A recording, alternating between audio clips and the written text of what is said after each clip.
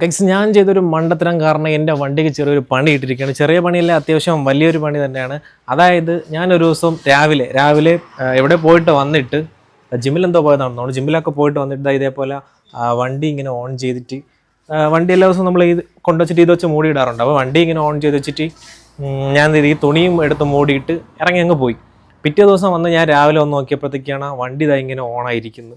വണ്ടി ഇങ്ങനെ ഓണായിരിപ്പുണ്ട്. അത് മാത്രമല്ല, ഈ വണ്ടിക്കൊരു പ്രശ്നമുള്ളതെന്ന് വെച്ചാൽ, പ്രശ്നമല്ല ആക്ച്വലി, ഇങ്ങനത്തെ മോഡൽ വണ്ടികളെല്ലാം ഇതേപോലെ ലൈറ്റും കത്തി കിടക്കും. അപ്പോൾ വണ്ടിയും ഓണായിരിക്കുന്നത്, ലൈറ്റും കത്തി കിടക്കുന്നത്. ഞാനാണെങ്കിൽ വണ്ടി രാവിലെ എടുക്കാൻ വേണ്ടിയിട്ട് സ്റ്റാർട്ട് ചെയ്തപ്പോഴത്തേക്കും വണ്ടി സ്റ്റാർട്ട് ആവണമില്ല. അപ്പോഴാണ് എനിക്ക് മനസ്സിലായത് സംഭവം. ഞാൻ ഇന്നലെ ഏകദേശം ഒരു ദിവസം ഞാൻ ഈ താക്കോൽ ഓൺ ചെയ്ത് വെച്ചത്. അപ്പോൾ വണ്ടി ഓണായിരിക്കുകയാണല്ലോ, പോരാത്തതിന് ഈ ഹെഡ് ലൈറ്റ് ഓണാണ്. അപ്പോൾ അത് കാരണം ബാറ്ററി ഫുള്ള് ഡ്രെയിനായി, ബാറ്ററിയുടെ ചാർജ് അത്രയും തീർന്നു. വണ്ടിയാണെങ്കിൽ സ്റ്റാർട്ട് ആവണമില്ല. ആകെപ്പാടെ പെട്ടൊരവസ്ഥ. അല്ലെങ്കിൽ ഒന്ന് ഓഫ് ചെയ്ത് കേട്ട് ഓക്കെ.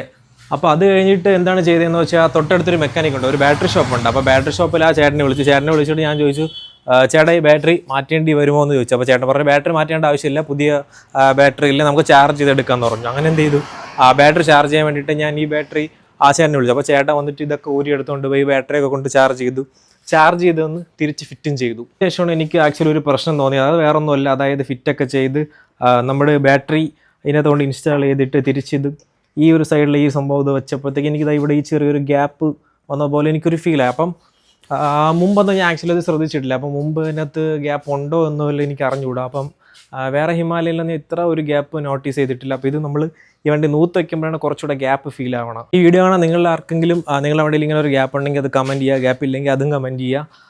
അപ്പം ഞാൻ എന്താണ് ചെയ്യാൻ പോകണമെന്ന് വെച്ച് കഴിഞ്ഞാൽ, ഈ ഗ്യാപ്പിന് എന്തെങ്കിലും അടയ്ക്കണം എന്നുള്ളൊരു ഇതായിരുന്നു. അപ്പോൾ ഞാൻ വേറെ 1-2 ചേട്ടന്മാരെ കാണിച്ചപ്പോൾ അവർ പറഞ്ഞു കുഴപ്പമില്ല, വലിയ ഗ്യാപ്പൊന്നും ഇല്ലയെന്ന് പറഞ്ഞു. അപ്പോൾ 2 ദിവസം മുമ്പ് ചേട്ടൻ വണ്ടി എടുത്തുകൊണ്ട് പോയപ്പോഴത്തേക്കും ഇവിടെ ഒരു സ്ക്രൂ കൂടെ ലൂസായി. ആക്ച്വലി ഈ ഒരു ഭാഗത്തുള്ള ഈ ഒരു സ്ക്രൂ ലൂസായി. അപ്പോൾ ഇനി എന്താണ് ചെയ്യാൻ പോകണമെന്ന് പറഞ്ഞാൽ, അതുകൂടെ ഒന്ന് ടൈറ്റ് ചെയ്യണം. അതുകൂടെ ഒന്ന് ടൈറ്റ് ചെയ്ത് ഇതൊന്ന് ഇറക്കി റീസെറ്റ് ചെയ്തിട്ട് തിരിച്ച് ഫിറ്റ് ചെയ്യാൻ പോവുകയാണ്. അപ്പോൾ ഈ ചെറിയൊരു ഗ്യാപ്പ് നമുക്ക് മാറുമെന്ന് നോക്കാം. എന്തായാലും വണ്ടി പുറത്തൊന്നും കൊടുക്കുന്നില്ല. എന്തായാലും വണ്ടി ശരിയാക്കാനുള്ള ടൂൾസൊക്കെ വണ്ടിക്കകത്ത് തന്നെ ഉണ്ട്. അപ്പോൾ ഞാനും എൻ്റെ ചേട്ടനും കൂടെ ഉണ്ട്. അപ്പോൾ ഇന്നത് റിപ്പയർ ചെയ്യാൻ വേണ്ടിയിട്ട് പോവുകയാണ്. അവൻ തന്നെ എടുത്തുകൊണ്ട് എപ്പോഴാണല്ലോ ഇതൊക്കെ ഉണ്ട്. അപ്പോൾ അവൻ തന്നെ അത് ശരിയാക്കി തരട്ടെ. അതെ, ഞാൻ ഇപ്പം തന്നെ ശരിയാക്കി തരാം. അതാണല്ലോ എൻ്റെ ശരി. ഒരു ദിവസം കൊണ്ടുപോയപ്പോൾ തന്നെ വണ്ടിയുടെ ചെളിയൊക്കെ അത്ര അടിച്ച് കയറി. ഇനി ഇത് കൊണ്ടുപോയി കഴുകി പറക്കിയെടുക്കണം. എടുത്ത് മാറ്റ് തുണിയും അത്. ഇതെന്തരി ഇവിടെ മൂടി വെച്ചത് ജീവികൾ വരെ കൂട് വെച്ച് തുടങ്ങി. ജീവികളല്ലടാ, ഇതാണ് വേട്ടവളിൻ്റെ കൂട്. അത് എല്ലായിടത്തും വേട്ടവളിയാണെന്ന് എനിക്ക് സംശയമുണ്ട്. എന്തായാലും നമുക്കിത് തുറക്കാം. ഈ സാധനം തുറക്കുമ്പോൾ ഇതിൻ്റെ അടിയിൽ ടൂൾസ് ഉണ്ട് ഗൈസ്. അപ്പോൾ ഇതെടുത്തിട്ട് വേണം ഇതൊന്ന് ടൈറ്റ് ചെയ്യാൻ. അതുപോലെ എങ്ങനെയാ നീ ഒറ്റ ദിവസം കൊണ്ട് ഇത്രയും ചെളിയാക്കിയത്? ഇവിടെ ചെളി അടിച്ചിരുന്ന് തന്നെ ഈ മഴ സീസണൊക്കെ ഒന്ന് കഴിയണം ഗൈസ്. എന്നിട്ട് നമുക്ക് പുറത്തൊക്കെ കൊടുത്തൊന്ന് വാഷ് ചെയ്യണം. വേറൊരു കുഴപ്പം, ഇവിടെ വയ്ക്കാൻ ഒരു സ്ഥലം പരിമിതിയുണ്ട്. അതുകൊണ്ട് ഇങ്ങനെ അഡ്ജസ്റ്റ് ചെയ്തൊക്കെ നമുക്ക് വണ്ടി ബാക്കിലോട്ട് ഫ്രണ്ടിലോട്ടൊക്കെ എടുക്കാം. 2 വണ്ടിയും കൂടെ വയ്ക്കാറുണ്ട് ഇവിടെ. ഏത് 2 വണ്ടി? ശരിയാണ്, ഈ 2 വണ്ടി കൂടെ ഉണ്ട്. അതായത് ഇവൻ്റെ വണ്ടിയുണ്ട്, അതേപോലെ ചേച്ചിയുടെ ഒരു ആക്റ്റീവയും കൂടെ വരാനുണ്ട്. അതുകൂടെ വരുമ്പം വാരിപ്പറക്കിക്കണം, വയ്ക്കണം എല്ലാം കൂടി. എന്തായാലും പെട്ടെന്ന്. ശരി, ഇവിടെ ടൂൾസ് ഒക്കെ എടുത്ത് പണി തുടങ്ങിയിട്ടുണ്ട്. ഇതെങ്ങനെ മൊത്തത്തിൽ എടുത്തിട്ടൊന്നും ഇല്ല, അതങ്ങ് ടൈറ്റ് വെച്ചാൽ മതി. മൊത്തത്തിൽ കറക്റ്റ് ഇരിക്കുകയല്ലേ. അപ്പോൾ ഈ ഒരു ഗ്യാപ്പ് അത് ഒന്നും ചെയ്യാൻ പറ്റില്ല. ഇനി അത് അകത്ത് വെച്ചതിൻ്റെ പ്രശ്നമാണ്. അകത്ത് ഇങ്ങോട്ട് പുറത്ത് തള്ളിയിരിക്കുകയായിരിക്കും. അപ്പോൾ അത് പുറത്ത് തന്നെ കൊടുക്കണമെന്നാണ് നീ പറയണ? ഇല്ല, അത് കുഴപ്പമില്ല. അത് ഇനി എങ്ങനെ ഇരിക്കും, വലിയ സീനൊന്നും ഇല്ലല്ലേ? ഇല്ല, വലിയൊരു ഗ്യാപ്പ് തോന്നല്ലോ അല്ലെങ്കിലും അല്ലേ? എനിക്ക് തോന്നുന്നു നോർമലി എല്ലാ ഹിമാലയനിലും ഉണ്ടെന്ന് തോന്നുന്നു അല്ലേ? അത് ചെക്ക് ചെയ്യേണ്ടിയിരിക്കുന്നു. ഇപ്പുറത്തെ സൈഡിൽ ഗ്യാപ്പ് ഇല്ല, അവിടെ ബാറ്ററി ഇല്ലല്ലോ.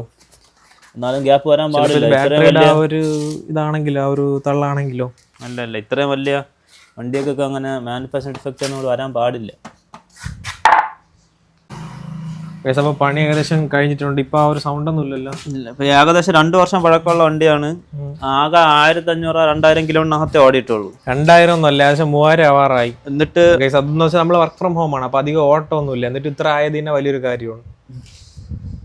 വാഷ് ചെയ്ത് വൃത്തിയാക്കി അതേപോലെ വീണ്ടും ഇതേപോലെ ചെളിയാക്കി വീണ്ടും 2-3 മാസത്തേക്ക് കൂടെ കൊണ്ടുവയ്ക്കുക. ഇതാണ് ഇവന്റെ സ്ഥിരം പരിപാടി.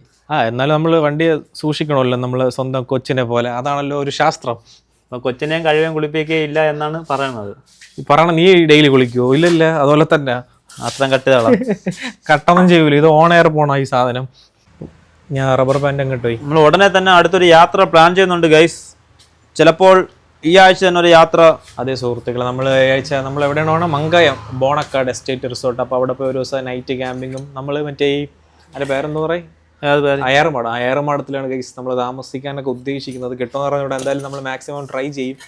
ഈ വണ്ടിയിലാണ് പോകാൻ ഉദ്ദേശിക്കുന്നത്. അതുകൊണ്ടാണ് നമ്മൾ ഇപ്പോഴും ഇതൊക്കെ സെറ്റ് ഈ വണ്ടിക്കല്ലോ ഒരു കുഴപ്പമെന്ന് പറഞ്ഞു കഴിഞ്ഞാൽ രാത്രി ആയ വെട്ടമില്ല, ഒരു ഭാഗ ഫ്രണ്ടിലത് കാണാൻ പറ്റില്ല. പ്രത്യേകിച്ച് കുഴിയാണ്, ലൈറ്റ് നേരെ മുകളിലോട്ടാണ് അടിക്കുന്നത്. അത് സത്യം. നൈറ്റ് പോകാൻ കുറച്ച് 2 ദിവസം ലൈറ്റ് എടുത്തതിന് ശേഷം പിന്നെ വണ്ടി എല്ലാം സെറ്റ് ചെയ്യേണ്ടിയിരിക്കുന്നു ഗൈസ്. പിന്നെ അതേപോലെ ഇതൊന്ന് വാഷിന് കൊടുക്കണം. അപ്പോൾ വാഷിനൊക്കെ കൊടുത്തിട്ട് വേണം ട്രിപ്പിന് കൊണ്ടുപോകാൻ വേണ്ടിയിട്ട്. അപ്പോൾ നിങ്ങൾക്ക് നിങ്ങളടുത്ത് എനിക്ക് പറയാനുള്ളത് ഇത്രേ ഉള്ളൂ. നിങ്ങൾക്ക് വണ്ടി വാഷ് ചെയ്യാൻ പാടില്ല.